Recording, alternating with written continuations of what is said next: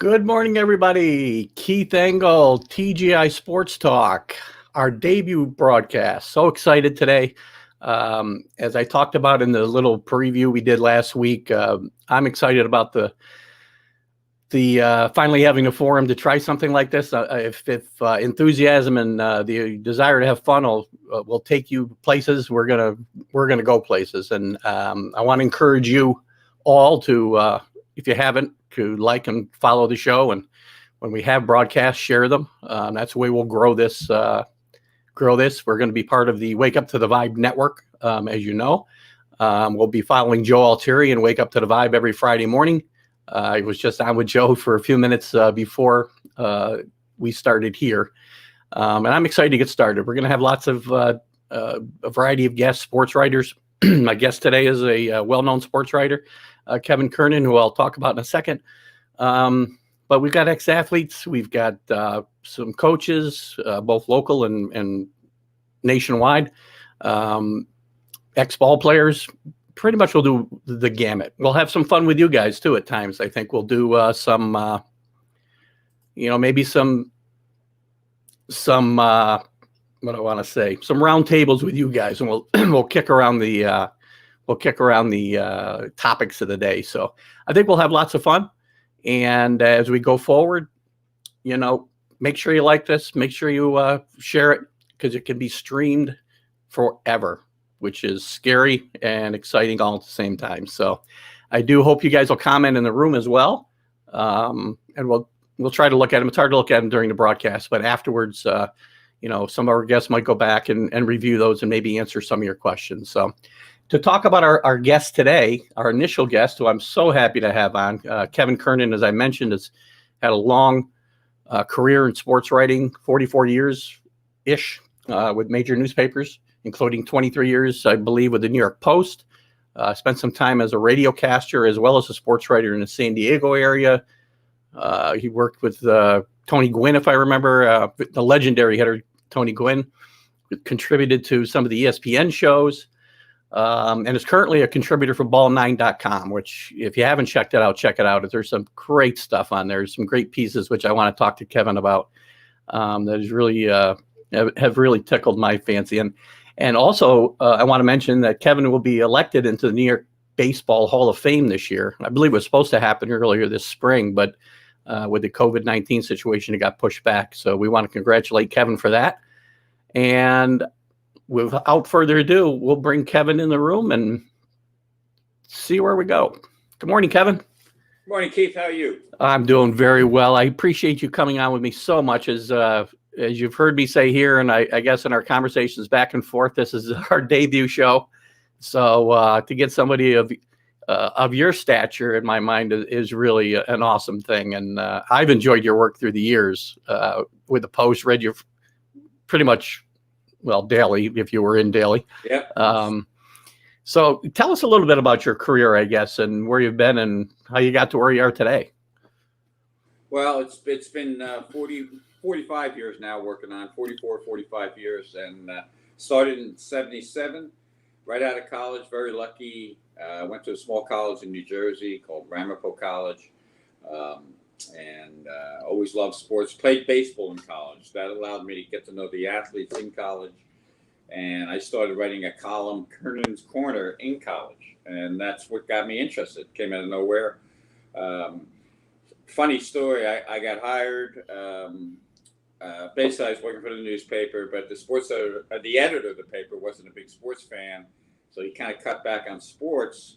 So the next semester I ran for editor, a friend of mine, we ran for co-editor, became editor of the paper, blew up the sports section, did a lot of great stuff, made it huge, and noticed right then and there, and the reason I tell the story is because we noticed what the people wanted. We noted what the students wanted, and we shrunk down all the ads at all the clubs were taking and used that for positive stories, and I haven't stopped since, Kernan's Corner.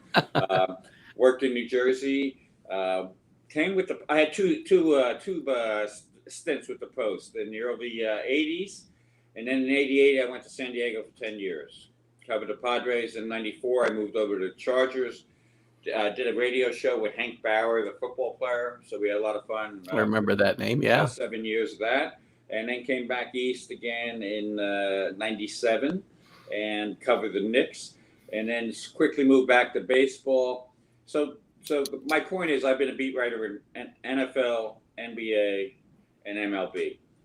Most of my, I'm mostly known for my baseball writing. It's my favorite sport. Yeah. But I also spent time, behind me. I got the Michael Jordan. I covered him, The Last Dance. Matter of fact, I'm in The Last Dance in the last 10 minutes. I actually caught you there. And it's a question that stood the test of time because basically I had a good relationship with Rodman.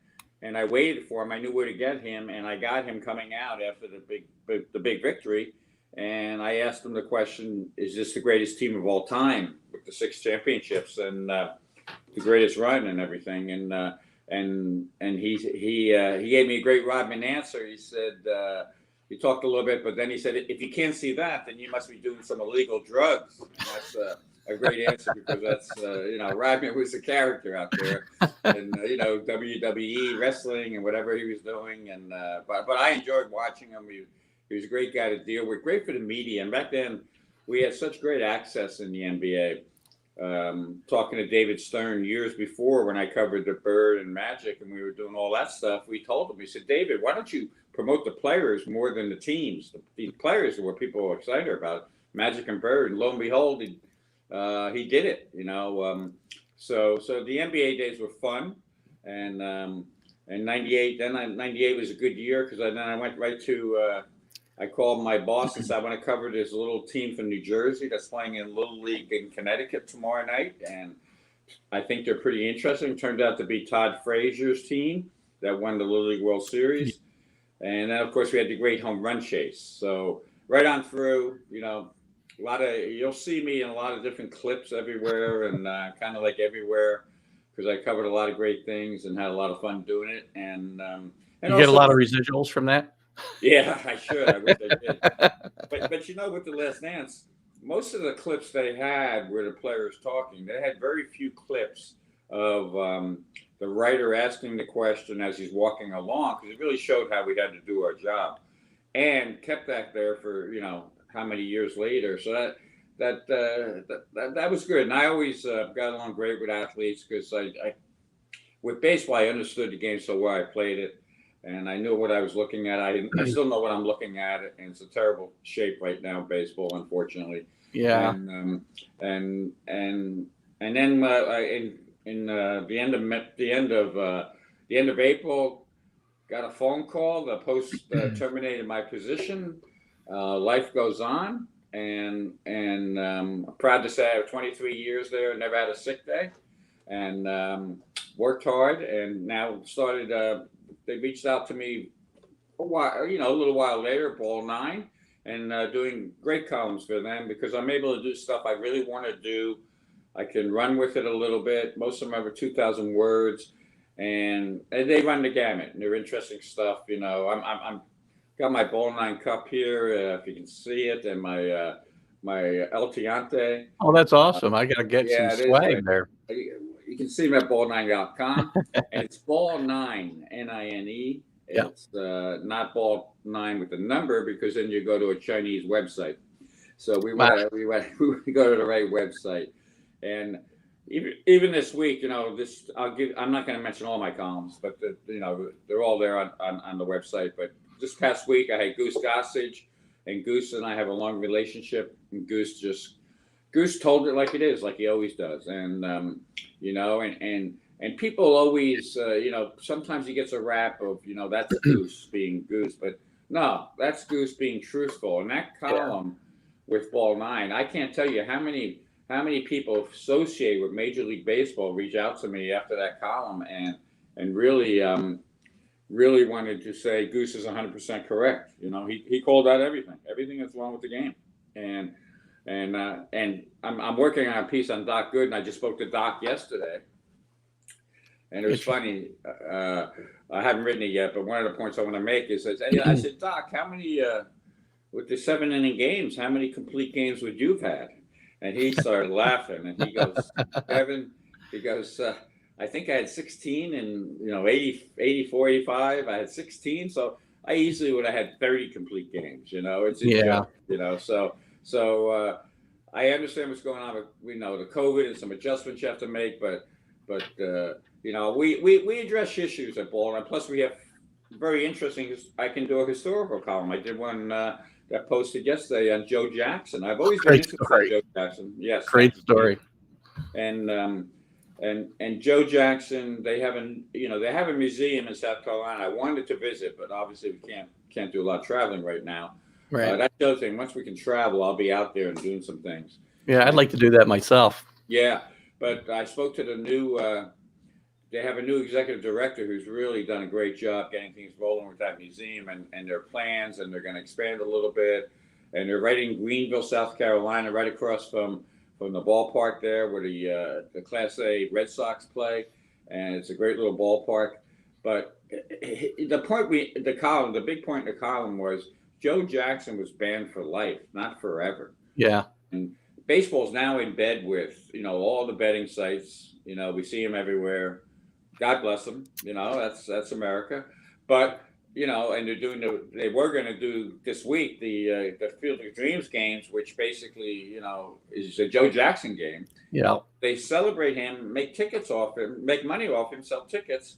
Yet this guy's not involved in the Hall of Fame in any way, third highest batting average. So we laid out a good argument why, and we also with the new executive director, he had some great information, plus some great great things they're going to have in the museum.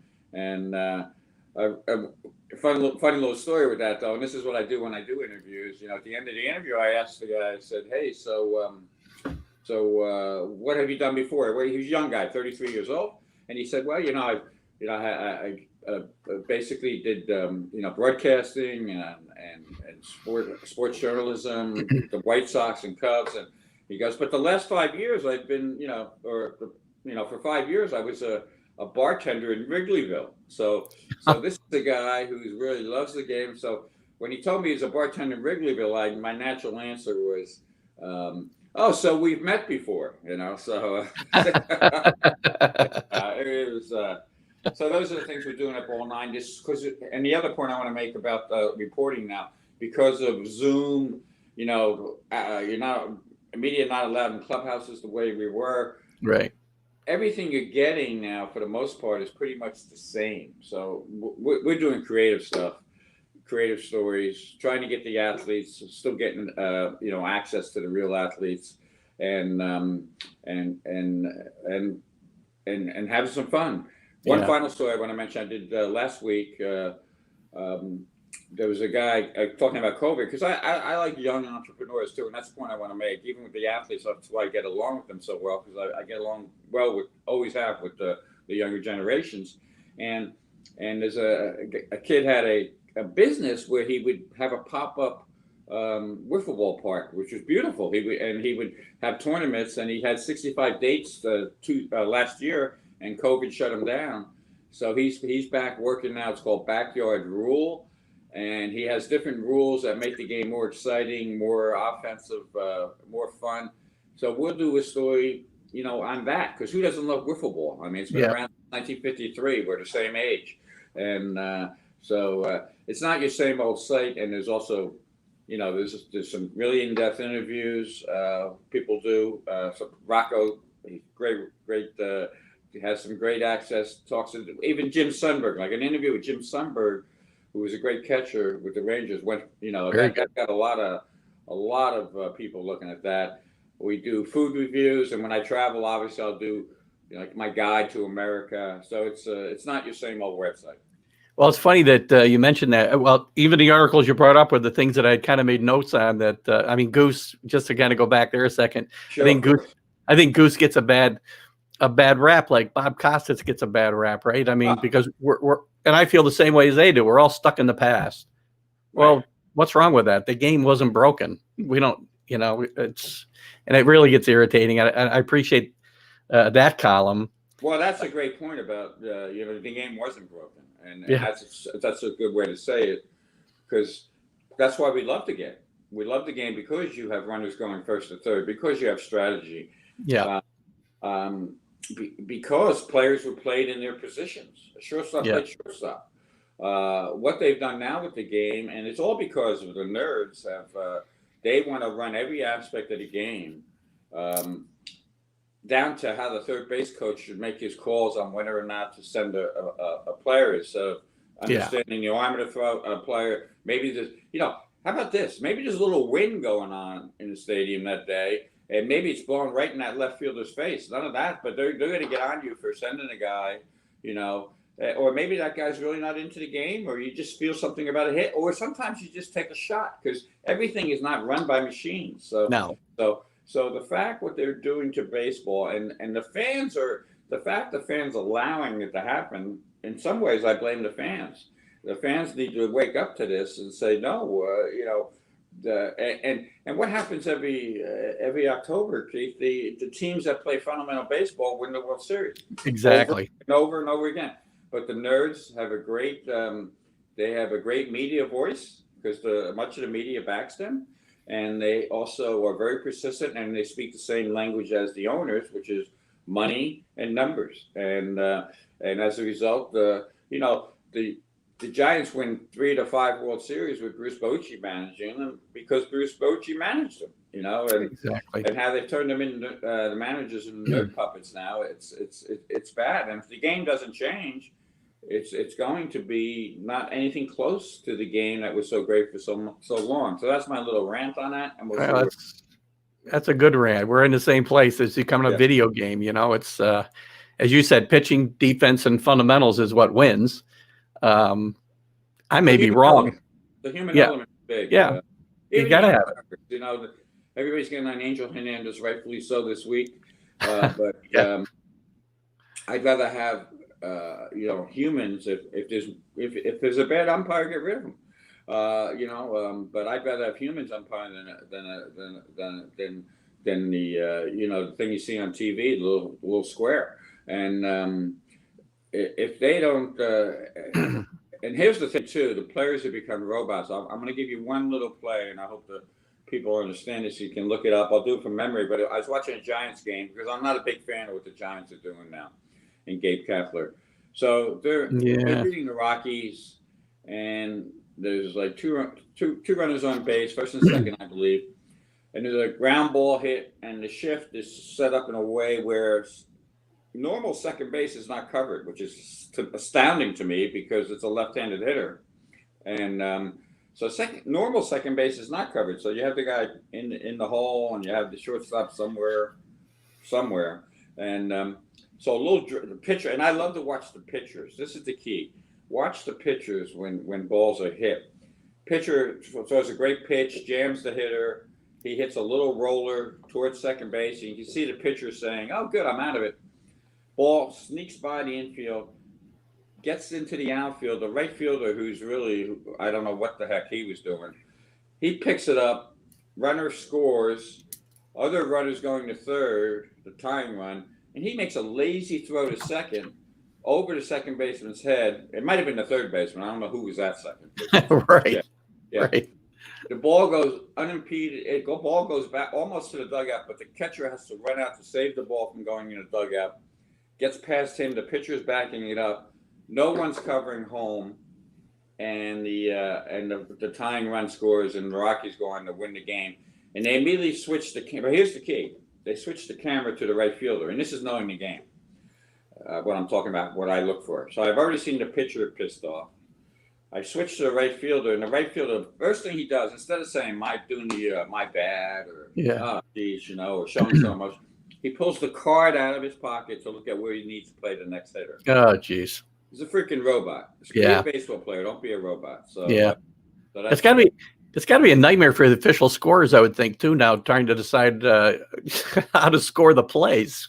Really, the history of the game, scoring is so important, and you always knew that if you saw on a scorecard that it was a 5-3, you knew it was ground out to third. Right. Now, maybe a 5-3 now, but it might be a ground out to short right field. And the audacity of the hitters and the arrogance of the hitters not to take advantage of the shift. You mentioned Tony Gwynn. Tony Gwynn would hit 450 if he played now, Yeah. because of the way they, he certainly hit 400. There's no doubt in my mind. Because they would try to, because Tony had the ability to pull the ball. He was a power hitter if he wanted to. He gave up power for average. He was more. He thought being on base was more important, and so he would outthink them. And there was an at bat early in the week or last week where Joey Votto was like, the team was down by a couple of runs and late in the game, and he's got the whole shortstop side is wide open, and he strikes out. And there were 58,000 strikeouts a walk last year. And I'm a numbers guy to some extent too. And most of the great managers are numbers guys. Jack McKeon, I've known forever, was a great numbers guy. He knows the numbers so well. He would always play the stock market and figure things out. So my point is, numbers have always been there. Just let's not go crazy with them.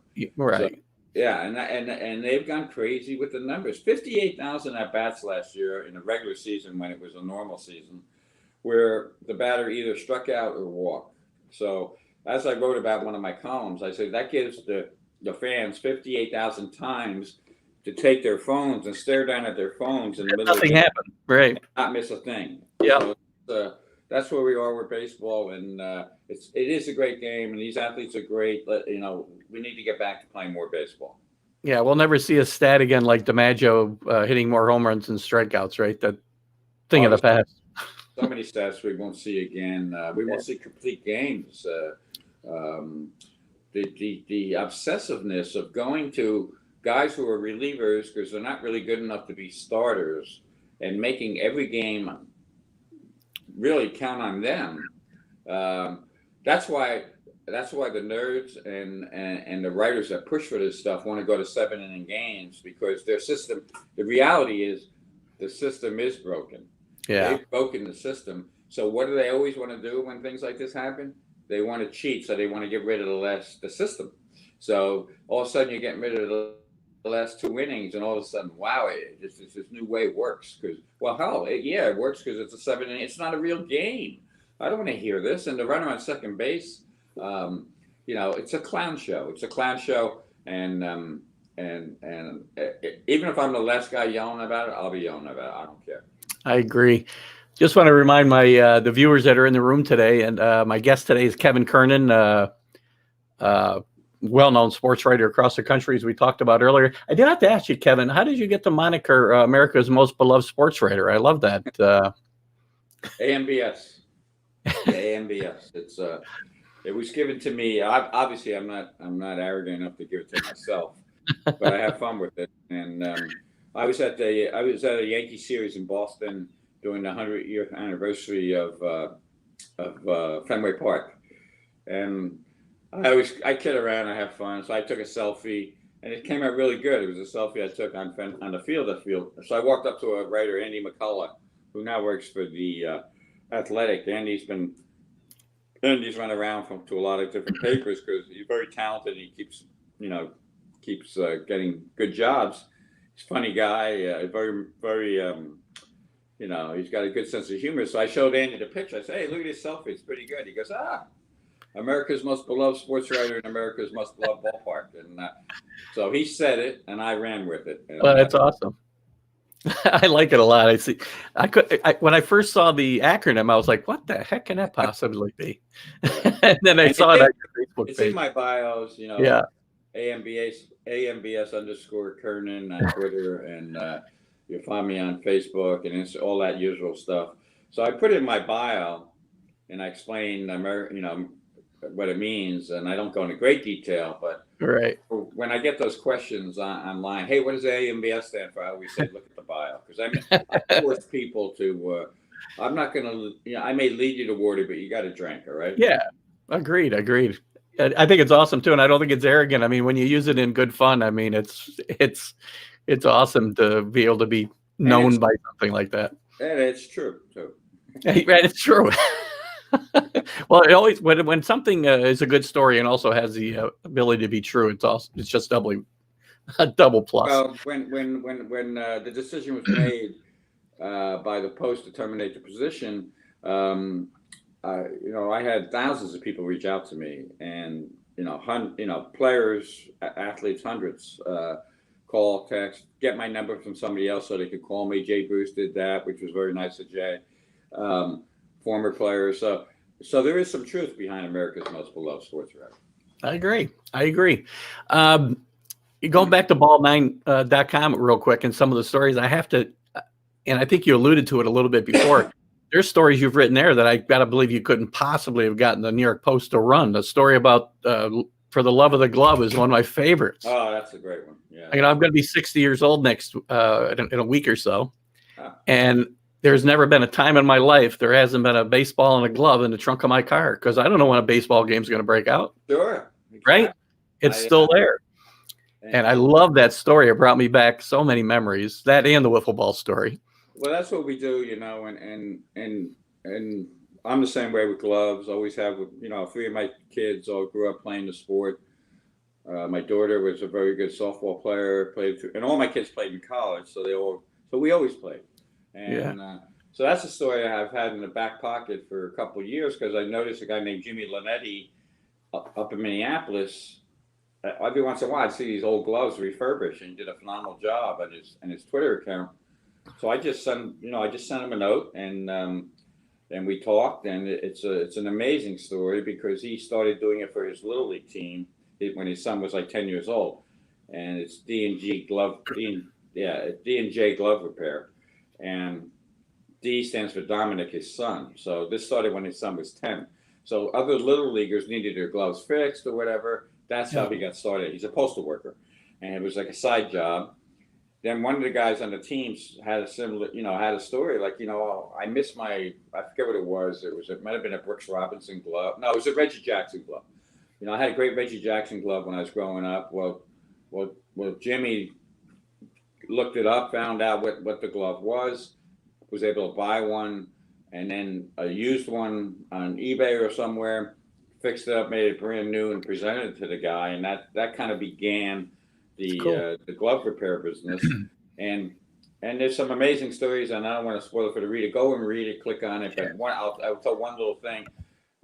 He saved a lot of gloves that really saved memories for people in times of stress. And like one quick one, like he's done gloves. Like he's had parents come to him, and a grown child, obviously, child grew up, went into the service maybe, and was killed over in the Middle East, and they still have his glove, and they wanted to fix it up to have a memory. So things like that. It's just amazing, an amazing story. And there's I have 3 gloves in the box here. I'm going to send out here to give them a little business and get them, because when I travel with the post and everything, I used to once in a while I dip into a store. If I found a cool old glove, maybe like a red, white, and blue glove or something like that, I'd pick it up. And guy does amazing work, and it's nice to write a story to help a small business. Yeah, great job. And again, I encourage everybody to go to Ball9. Again, 9 spelled out, as Kevin said, .com. There's some great stories there, and we don't want to cover them all here and have nobody go to the site and join up. So great job there. Let's talk a little bit more about baseball, where we're at. I mean, we're in complete agreement. We won't dive any more into the rule changes, which I think are just abomination myself. Runner at second base to start the 10th inning. Really, I don't get it. But yeah, I mean, let's talk about it in general. Do you think we should have started the season with all the things going out? Are you okay with the start of the season? Yeah, I'm fine with it. I think it's tough. I mean, there's going to be some situations, but look at all the small business. Speaking of small business, it's a perfect. The small businesses have been crushed. Yeah, and think of the restaurants or whatever that rely on maybe having the game in the area, or maybe they show games, and at the point they've started the season, I'm encouraged. I know the sky is falling, most of the media, but I'm encouraged because if one player got really sick and was on, God forbid, was death's door or something, it would have been it's the end of the world. Yeah, and it would not be good. Believe me, it would not be good, obviously, but I think so far they've dodged the bullet, so to speak. People have gotten COVID, but with the athletes, and Freddie Freeman obviously had but the temperature of 104, it's scary stuff. And Yeah. thank God he was in a few days started to rebound well and is doing okay. So, but I come from the school that you can't just stay away, and life has to go on. Yeah, you got to take some precautions, but you have to figure out a way to get some normal back, right? Yeah. So anyway, so I'm happy they Good. started the season. And the one thing I will say, they expanded the rosters, and that was good. And I think they should expand the rosters a little more in case situations do come up, like the Marlins, with players. Most of them were asymptomatic, but they're still got to be put away, so put on the shelf. So I think it would be wise. That's one rule change that should go. I would almost make it a wide open roster. Like whatever you need, you bring, you open. Yeah, I kind of agree for the Ranger this year for sure. And as far as the season starting, I was happy too. Concerned. I want players to be healthy, their families to be healthy, and all that. But I'm happy the season started. I can tell you, my wife is happy the season started because she started me putting on 1970 replays of the Yankees. And although those games were fun to watch, they were. I loved watching them, but it was baseball, and you saw some exciting stuff. And I would hope some of the new GMs were watching some of those, and maybe can figure out, because you can take all the stuff that they're utilizing and bring it with the baseball model, and then maybe you got something special. So yeah, we'll see. I agree. And one quick point I want to make is Jeter. I know Jeter is trying to make it baseball, so I'm really excited to watch the Marlins starting off to a good start. It's amazing. I was just going to bring that up to you. I was going to bring you up and ask you, even with everything going on, they're off to a tremendous start. I'm going to have Mel Stottlemyre Jr. on actually sometime in the coming weeks, who works for the Marlins. Yes. You probably know him, to talk about his dad and the Marlins. And I'm amazed to see them at 6-1 with the things they've had to go through. Gary Dembo and Jeter have tried to focus on pitching depth, and just a small thing for the viewers so they understand what Jeter's trying to do from a mental standpoint too. When I was in Jupiter this year, I always go to the ballparks early, go to the backfields. That's how you get your real stories. Yeah. I try to stay out of the press room and the natural places where most of the media hangs. And what struck me about the Marlins was when they went from field to field, or when they came out of the locker room, they got to come out of the locker room that we're stationed by, where we hang out, and go to the fields. They ran. Every one of the players came out, and I noticed early on that Jeter he makes it. If you're going from field 1 to field 5, which is a good little trip, you can't stroll there and just you gotta jog to the next field. So that's just a small little thing. But it goes back to what Jeter always was all about. Like, you never know who's watching, and look like a ball player. So they're trying to do that, and we'll see where it goes. Yeah, I can't. I'm a Yankee fan. I don't know how obvious that it is to some of the people that'll see the show, my friends. But if I'm going to have to look at somebody else, it's a team run by Derek Jeter and Donnie Baseball. How can I not have some interest there and root for them? So. Now, having said that, I was watching their game yesterday, and runner got to third with less than 2 outs. They brought the infield in, and batter was up, lefty batter. He hit a ball off the plate, went really high to second base, could have walked home, and he stood at third. Oh, geez. So they again, but that's the players have been taught so much to be told what to do instead of thinking, now obviously it's 2 plays that you set up, you go in contact or you make it go through. But everyone I've known from when I was playing baseball, when I was a kid, when you heard that ball hit the plate, and if you're paying attention as a base runner, you'll hear that. Whenever the ball hits the plate and you see it going up in that kind of trajectory, you break for home and you score easily. Yeah. Again, it takes baseball. It takes time to change the culture of an entire organization, right? So these guys have had it ingrained with them since they've been there. So it takes time. Also, every one of these hitters have they don't practice running the bases like they should, and they just go to a weekend tournament and hit home runs. So that's why if you stop at a local high school game when they're playing again, you'll see better fundamentals, and I'm not saying it's played better, but you'll see players where guys hustle more and do things like that. So the teams that do that, like I said, the Nationals did it last year. Yep. Kevin Long, I'm very close friends with Kevin Long, and great hitting coach, and he had those guys hitting the ball to the opposite field. They brought in on it. He worked all. Here's a little baseball point. He worked all winter because he lived in Arizona with Howie Kendrick on getting to the inside fastball, something that was known throughout baseball that Kendrick couldn't get to. It. It's a great pitch if you get it. Lo and behold, Kendrick hits that home run off Joe Kelly on a pretty good fastball. So that's what pays off for a team. And, speaking about ex-Yankees and ex-Mets, Kevin Long did a wonderful job, and congrats to him. Good. I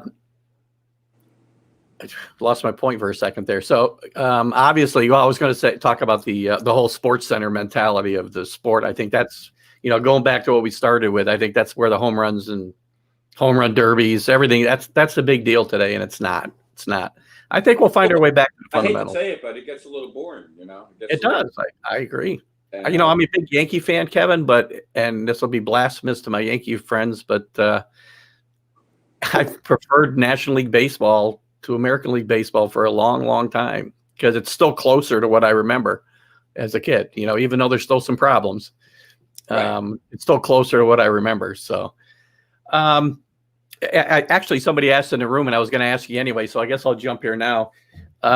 Your thoughts on the whole Astros situation, and obviously they're going to have some issues this year. We saw it with the Dodgers a week ago or so. I think their strike zone is going to be kind of belt buckle-ish. I got a feeling I know where you're going to go, but what's your take on that whole situation? Yeah, I covered the Astros last year in the playoffs, and I was there in Game 5 when I was speaking to a couple owners. Actually, I was on the field before the game. It was a couple owners from the Rays, and of course, they always ask you, "What do you think?" And I was saying, well, it's a tough place to win because of whatever reasons. Who knows what's going on here? And of course, they came out and scored. The Astros came out and scored 4 runs on Tyler Glasnow, crushing the ball on everything. And again, if you know what you're looking at, which I do, I was sitting next to Jason Stark, Hall of Fame writer, good friend, and Jason and I turned to each other and said, "Wow, what's going on here? What's going on here?" So. They could say they weren't cheating, whatever they can say, but the 2017 information is pathetic. And you can really see how players are upset by this. And it really took something like this for players to get riled up. It wouldn't have been anything else. So that's why, and talking to Goose, he made a good point. He said, Kelly, you got suspended 8 games, you didn't even hit the guy. Right. And Goose told me the Yankees would have, those Yankees, because I asked them, I said, what would the Yankees, your Yankees have done to the Astros? And he said, we would have hit 10 batters in a row. 10 batters in a row, not 5, 10. Yeah. And of course, there might be a little Goose there's embellishment there, but the point would have been made. And he told me a great story, about the Orioles. In 78, they came out and hit Nettles early in the game in spring training. Then they ran Randolph off the field, basically on a slide into left field. And the Yankees waited until the last day of spring training to get their revenge. And Goose hit Al Bunbury right in the hip. And the point was made, like, stop it. And that's how it used to be. So I'm circling to the important point. Yeah. The players need to take care of justice on the field. And they know when something's wrong. And that's why if that had been done, and I've talked to numerous players, because players this didn't come out of left field. Everybody knew the Astros were cheating. Right. And when I saw the first picture of, where they set up that monitor with towels, and there was nobody sitting there, but I looked, again, I look at things differently than your regular media. I looked at the ground, right, on that picture, and I saw hundreds, if not thousands, of sunflower seeds. So that told me you have a veteran player sitting there spitting seeds, doing this stuff. And that also told me it's probably more than one player. So different players would probably come through and check out that monitor and do things. No doubt in my mind they were cheating terribly. I was the one who asked Crane this year in spring training. I said, Mr. Crane, well, what do you have to say to the 2017 Yankees? And that's when he gave that stupid answer of, oh, it really didn't impact the games. It No, impacted the games. sure it And, did. and, and Crane was everywhere. Crane is as guilty as any of them. Yeah. I saw him everywhere at that stadium, in the ballpark, in the playoffs, press box field. He knew what was going on, and the manager, Hinch, he got caught in it. And again, but if you know players, if you give them any kind of advantage, they'll try to get it. They'll go for it. But most players know that if I'm doing something that's taking money out of your pocket, and by that I mean like a young pitcher coming up and maybe getting hammered and being sent to the minors, and we never see him again because the Astros are cheating. And a perfect example of that is the Mets played there in 2017. I was at the series. I think the Astros scored 42 runs in a 3-game series and beat the Mets, swept the Mets. So I asked Conforto this spring, Michael Conforto, very upfront guy. I like Conforto a lot. I said, Michael, what do you think about all that now, looking back? And he said, you know what, Kevin, at the time we thought they were just a bunch of great hitters. We know better now. So across the board, the players are fed up with the Astros. There should be some player justice on the Astros, whatever that might be, and they need to really. And this whole immunity thing, Manfred dropped the ball there. Yeah. The tough sledding comment, I think, was his comment. It'd be tough sledding to get to the truth. It would not be that hard. MLB has this big security unit. You know what? Do your homework. It's somewhat of a, they let the players slide, and that was a mistake too. There should have been some suspensions. Yeah, I agree. Manfred, I'm not a big fan of Manfred and where he's taken the game for sure. And I'm going to assume you don't either. But, as long as he's leading it in the direction it's going, we're going to have these problems. And exactly. And he's, like I said, the one thing I stand by his decision of starting the series of baseball and trying to get the games in. Obviously, it's a financial decision. They need sure. Postseason to make their money. But at the same time, and let's face it, let's stop with the bubble stuff too. Let's look at it realistically. They either play, and Manfred did this right. They either play the games the way they're playing them now, or you couldn't have played in a bubble in baseball. First of all, the Arizona bubble. How about I'm trying to bring common sense back to the world. Have you ever been in Arizona in the summer? It's 110 degrees to go 10 feet. And you're going to play, how many games can you play in that ballpark? So you'll be playing, and that's got a roof, obviously, Chase Field or whatever the hell it's called now. And but you can't be playing games in Arizona in that kind of heat. It made no sense. So, they had 3 other sites, right, that weren't covered. So yeah. And the only thing that maybe, and it's a big maybe, might have worked is you do maybe you do a South thing. We do Atlanta, Tampa, and the Marlins Park, because you got 2 domes there. But here's another point too. It's ludicrous that they built all these beautiful new stadiums that don't have, a roof that can cover, like they do in Seattle and many other parks now, and Miami. Yeah. So a lot of the new stadiums should have had that. So that's a little tangent, but it's got to be played the way they're playing now, and hopefully they get through the year. Very good. Let me switch gears real quick. The NBA is obviously going through the same thing. I'm not sure how close you're following them these days with your focus on MLB, but I'm sure you have somewhat. The bubble seems to be working for them in Orlando, except for Lou Williams going out for chicken wings. But where else are you going to go get good chicken wings but a strip club? But I guess it makes sense. Do you like what they've done and how they've restarted their season and I gotta be honest, I haven't watched 1 minute of the NBA and I don't care about it. Yeah. I like all the years I covered the NBA, I loved it, but and this is a tough thing even with baseball without the fans. I'm not thrilled with the game without the fans. Yeah. I really think in the NBA, you're talking to a guy who spent his formative years covering the NBA, sitting on the court. My seat was always on the court at the Garden and everything like that, or wherever in the playoffs. So I was really locked into that NBA. and the beauty of the NBA. And I love the guys we talked earlier about Rodman and Jordan, but Bird and Magic and the Celtics teams, and the way they the way they passed the ball and what they did and created plays, and so I've covered NBA games this year. I did cover a few games, and it's tough to watch the Knicks and things like that. Maybe if the Knicks were in there, I'd be watching it a little bit, but Yeah.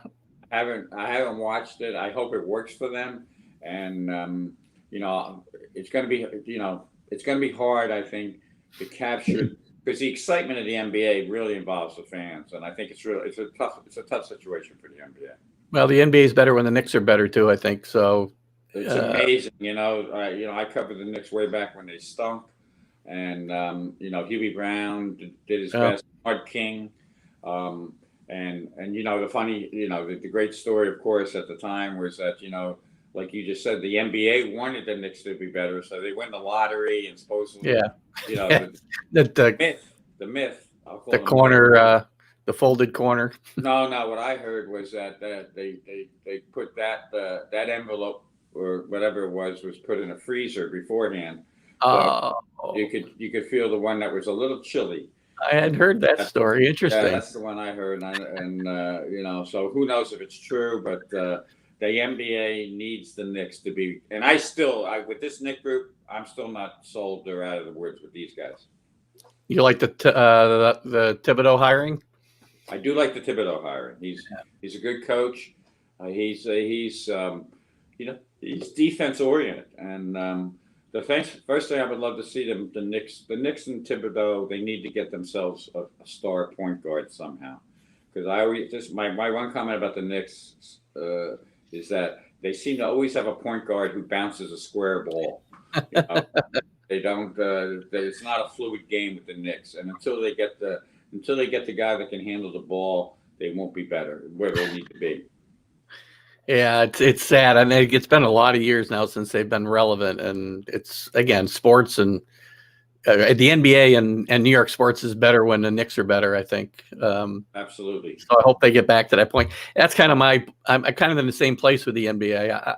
It's there. Come playoff time, I'll watch some games. But if the Knicks aren't good, I don't have a lot of reason to kind of pay that close attention. Yep. So, and what about so we'll go back to MLB. Yankees are obviously off to a pretty good start. Aaron Judge looks to be back to Aaron Judge. You think they're going to? Do they have the arms to kind of compete in the postseason? They need. I said from the beginning, Keith. They need to make a trade. Finally, Cashman woke up to get the ace, which I've been yelling about, for years. Get the ace. They should have got Cole. They need to make the trade. With Pittsburgh, they should have given away. You got to get a great player, you got to give up stuff. So come on, I don't want to hear second place on trades anymore. But they, to their credit, they finally got him. He's a great pitcher. Seems to be a great young man. My dealings with him, he always remembered who you were. Smart kid, loves to talk pitching, and he can carry them, especially in this situation. So I think Tanaka will be better in the second with the pressure off him. Not too old to be where he needs to be, but Tanaka has a way of really rising the occasion. You just can't trust Tanaka because there's going to be a few pitches he leaves up that are going to be hit out of the park with the Super Ball, the Manfred ball, as I call it. So they should be better. Obviously, Cole makes them great, and another thing I've been yelling about for a while is when are they going to make Judge a forever Yankee? It's great that they got him locked up because of the way the contract is, because of the way it goes until he becomes free agency. But this kid, it was obvious to me the first day I wrote about him, and I wrote about him before anyone else because, again, I went around to a backfield. I saw him. Dave Winfield happened to be coming in with the Player Association. So going back, I know how hard it is to be a tall player and to be a good hitter in baseball. It's you got a lot of room to cover. Sure. So I talked to Winfield about that, and Winfield loved Judge. He told me, he told me why he loved Judge, and this is before we knew Judge. I'm not saying Judge that we know after all the home runs. This was a kid when he was still a kid on the backfields. and and um, and then Reggie told me something similar, and I wrote about him. Found out, I talked to his parents. Found out he was adopted. I was the first one to find that out and write about that. And he was raised so right. He's such a leader. I recognize that right from the beginning because of the stuff he does, waiting for his teammates and things like that. I saw all that on the backfield. So my point is, this is the guy you want to be your team. You want Aaron Judge, the team to revolve around him. I don't want to hear about the injuries. Maybe the obliques, okay. Maybe it's just the way he swings a little bit that should be cleaned up, but it appears he's cleaned that up. Yeah. But the other stuff, being hit by a hand on a pitch, running into walls. I joked with him this spring because it's a funny story. But when everybody was running around figuring out what was wrong with Aaron Judge, I happened to see him, and we have a great relationship. And he was coming back from the doctor's one day, and I was talking to him, and the point I made to him, I said, "You got to stop diving. You got to stop diving. You're too big. You're not playing in college football anymore.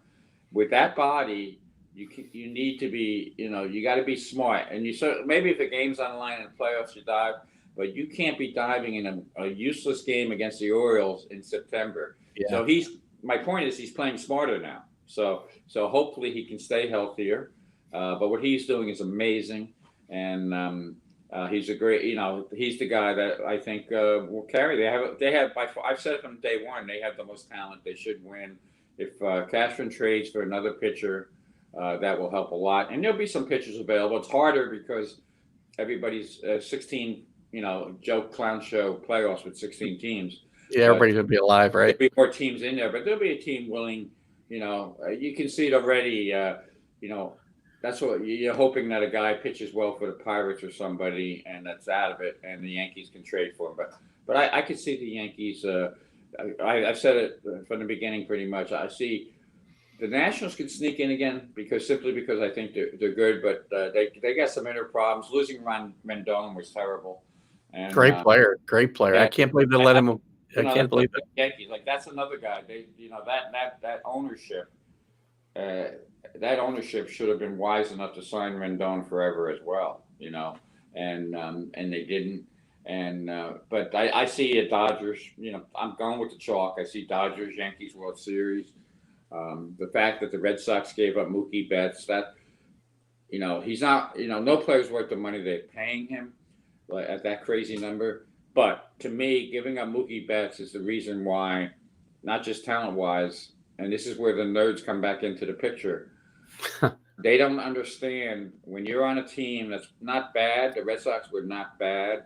They had issues, but they weren't bad. But when you trade away the best player, what that does to the clubhouse is it destroys the clubhouse, because everybody in the clubhouse is saying they're not. I've heard the quote a million times, depending on the year. They're not even trying, meaning upper management. So they're not even trying. So the Red Sox are dead, and I think they'll be dead for many years. So the Yankees have a clear path to the playoffs from now on, and we'll see how many championships they win, because the number I always use is, since 2003, the Yankees have won as many World Series as the Marlins. One World Series. Yep. So maybe this will be the year they bounce back. I hope so. I think the Astros are obviously going to be around in October, and the Verlander injury kills them. Yes, for sure. Yeah, I would like to play them and knock them out, though, myself. Oh yeah, that would be some. Again, that's what I'm talking about. Players getting justice on the field. Yeah. It's beating a team or playing a little harder, and I think that's gonna. The Astros got lucky that there are no fans in the stands, because that would have been constant on them. But it would be nice if the Yankees take care of them. But let's face it, with the way the Clown Show playoffs are, anything can happen. It's a 3-game series, I believe. Right? Yeah, I believe early on. Yeah. Yeah. Just say, argument's sake, it could happen. That whatever's. Yeah. If Cole has a bad start and it doesn't, and he's human, I don't think he will. I think he'll carry them. But there should be some reward for finishing with the best record. Yeah, I think in that early round, I think the home team the better team should get all the games at home. or something like that. I mean, well, they shouldn't be playing in the first round. I mean, come well, on. that's a good point too. You should get a bye. Yeah. Yeah. So it doesn't look like that's going to happen, but they've changed the rules, as the season started Well, who more knows? than once. So who knows what he'll do before then. And once you lose your consistency in baseball, you lose a lot, and that's what's happened. Baseball is a game of consistency. We've heard it a million times, the marathon. But the sprint thing, it's not the NBA, it's not the NHL. You don't want all these teams flying out. The regular season, even if it's a short regular season, should count for something. Most people like the 16-game play, and you know what'll happen when they start playing. It'll be interesting. But I love the one-game playoff with the wild card teams. That was always fun. So so they got rid of something that was really fun. Yeah. What the hell? 16 invite 20. And at one point I want to make. I wrote this down on the future story I'm working on. But as of yesterday, I believe there were 19 teams hitting 239 or under. 19. Interesting. And there were 14 teams under 225. 3 teams under 200, under the Mendoza line. Sounds like 1968. Yeah, well, I did look up to 68. There were only 20 teams then, and 13 teams, I believe, were under 238. So they lowered the mound, but it shows you again with all the advantages they've given to the hitter of juice ball, smaller strike zone, smaller ballparks. This is what we got. Yeah, it's funny. Just to go back to a second, you said the thing about baseball, consistency is what makes baseball, right? And it's funny because I swear to you, the hair on the back of my neck stood up because I started hearing James Earl Jones and Field of Dreams. I started hearing that whole speech, and that's one of my favorite movie scenes ever. Is that speech by James Earl Jones? It's a good in that thing movie. the movies are out there like Field of Dreams and things. Yeah, because otherwise we wouldn't have any real baseball. That's the real baseball now. Well, Kevin, I've kept you for nearly an hour now, and I do appreciate your time. I know it's very valuable, and we only touched the tip of the iceberg of things I'd love to chat about at some point. I'd love to have you back on at some point if you're amenable to that. Sure. Good luck. And good luck. I appreciate it. And good luck with Ball 9. I'll be there for every column. I can promise you that. Yeah, and then when you read them, if you like them, share them. I'll do that. Good to see you. I'll promise to do that. Okay, Keith. Take care. Take care. Thanks, Kevin. Bye-bye. Bye-bye. So that was we're finishing up our interview with Kevin Kernan. If you joined us late, very prominent sports writer with ball9.com now, but spent many years in many capacities. Where I know him from is the New York Post mostly, writing about the Yankees, writing about the Mets and the Knicks. And I want to thank Kevin for coming on today. He's a great guy, as you can see, and he loves to talk about baseball. That's why this was a great get for me on my first show. And we're going to have more guests. I don't know if they'll all be as good as Kevin. Kevin carried the conversation very well today. I'm very happy about that. And, I want to get more knowledgeable people like that on. To that point, I want to thank Joe Altieri again and Wake Up to the Vibe for making this possible. Continue to watch Joe and continue to watch the other shows that are on the Wake Up to the Vibe network. No Bull with Brian Piccarelli. The other show I have right now is Happy Hour, or Yum Life Happy Hour with Elisa Rothman, which eventually, I don't know the date. It might be in September, but August 21st. Sorry. She'll be debuting August 21st following this show. So I hope you'll tune into that, and we'll, certainly share some more information. I will, and Joe will on Wake Up to the Vibe. He's building a whole network, which I'll talk to you a little bit about. He's done a little branding change, which I didn't get into today because I have to talk to him a little more. You can see his icons or his logos up in the corner of my show. But this is the direction we're going to go. This is the kind of thing we want to do on Fridays. When, like I said, maybe we'll switch it up and have some of you guys on and do a round table at some point. We'll see how that goes. Next week, we do have a guest lined up, Greg Pryor. Greg Pryor was a player in Major League Baseball in the 70s, maybe into the 80s. I'd have to look real quick, but came up as a Yankee farmhand, never got to play with the Yankees. Had a a good career with the Royals and the White Sox. He's also got a book out, The Day the Yankees Made Me Cut My Hair. Or I'm sorry, I got that wrong. The Day the Yankees Made Me Shave. And it's a really good story about how he actually ended up off the Steinbrenner of the 70s Yankees. And I liked Greg Pryor. Actually saw him play in Syracuse. So I think he's going to be a good guest as well. I look forward to talking with him next week. And please tune into all the Wake Up to the Vibe shows. Please like, share all of the content that you can. If you like my show, follow my show. If you like this show, make sure you share it on your timeline. And I'm excited to be able to bring these shows to you. And it's going to be fun for me. I'm doing this as much for me as I am for you. I want to have fun guests on. Kevin was a great guest. I hope you'll leave your comments for him. And also look into ball9.com because it's a great publication. So with that, guys, I'm going to leave you on this Friday. We'll have some nice, at some point, we'll upgrade the technology and maybe have some intro music and some exit music. We're kind of starting so we don't have any technical problems, which we, as far as I know, until I watched this show, I haven't had any today. But I appreciate every one of you in the room. I appreciate your comments. And I hope you'll continue to share with your friends so that we can have more people in the room and have people watch later, because again, it's not just the people in the room. This show will be watched many times going forward. The simple promo I did last week, you guys helped get 2,000 views of that show or that promo. This is the show. Let's do the same thing. I appreciate your help. You guys have a great weekend, and maybe you'll hear from me through the weekend. Who knows? Have a great Friday and a great weekend. Take care, guys. Bye-bye.